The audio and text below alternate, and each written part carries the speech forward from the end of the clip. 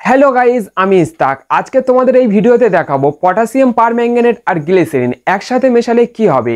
এই ভিডিওটি শুরু করার আগে তোমাদের এই দুটো কেমিক্যালের সাথে পরিচয় করিয়ে দিই। এই যে পটাশিয়াম পারম্যাঙ্গানেট, যার রাসায়নিক সংকেত হলো KMnO4, দেখতে গাঢ় বেগুনি রঙের এক ধরনের রাসায়নিক।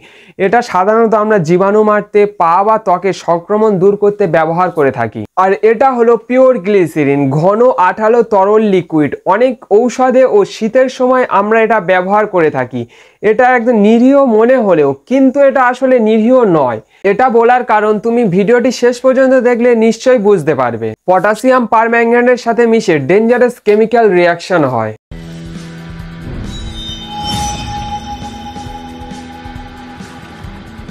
এখানে আমি কিছুটা পটাশিয়াম পারম্যাঙ্গানেট ঢেলে নিচ্ছি, আর এখন এই পটাশিয়াম পারম্যাঙ্গানেটের ওপর একটু একটু করে গ্লিসারিন ঢেলে দিচ্ছি। দেখতে কিছুই মনে হচ্ছে না, তাই তো? কিন্তু ধৈর্য ধরো, কারণ কয়েক সেকেন্ডের মধ্যে শুরু হতে চলেছে কেমিক্যাল রিয়াকশন।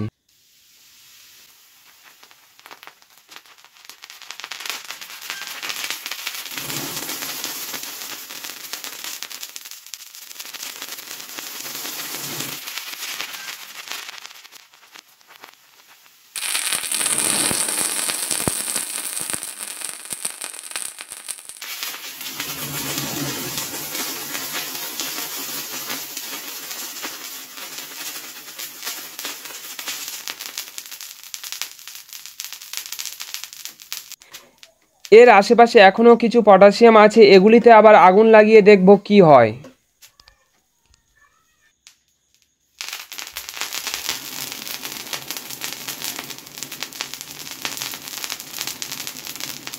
এটা হলো এক্সোথার্মিক রিয়াকশন, মানে প্রচুর তাপ উৎপন্ন হয়, আর এই তাপে গ্লিসারিন নিজেই আগুন ধরে ফেলে। পটাশিয়াম পারম্যাঙ্গানেট আর গ্লিসারিনে কেন এমন ভয়ানক আগুন লাগে? পটাশিয়াম পারম্যাঙ্গানেট হলো একটা শক্তিশালী অক্সিডাইজার, মানে এটা অন্য কিছু জ্বালাতে সাহায্য করে। আর গ্লিসারিন একটা ফুয়েল, মানে দাহ্য পদার্থ। এই দুয়ে মিলে তাপ তৈরি করে এবং হঠাৎ করে আগুন জ্বলে ওঠে। এটা এমন একটা রিয়াকশান যেটা নিজে থেকেই আগুন ধরাতে পারে। গাইজ, এইরকম ভিডিও বাড়িতে কখনো ট্রাই করার চেষ্টা করবে না, কারণ এটি খুবই বিপজ্জনক হতে পারে। আর ভিডিওটি ভালো লাগলে একটি লাইক, আর তার এক্সপেরিমেন্ট ভিডিও দেখতে ভালো লাগলে ক্রেজি ইস্তাক ইউটিউব চ্যানেলকে সাবস্ক্রাইব করে দাও, আর অল নোটিফিকেশান অন করে দাও, যাতে আমাদের ভিডিও নোটিফিকেশান তোমাদের কাছে সব থেকে আগে পৌঁছায়। আর কমেন্ট করে বলো পরের কি এক্সপেরিমেন্ট ভিডিও দেখতে চাও, আর সেই ভিডিওটি তোমাদের ভাই 100% গ্যারান্টি দিচ্ছে অবশ্যই করে তোমাদের দেখাবে।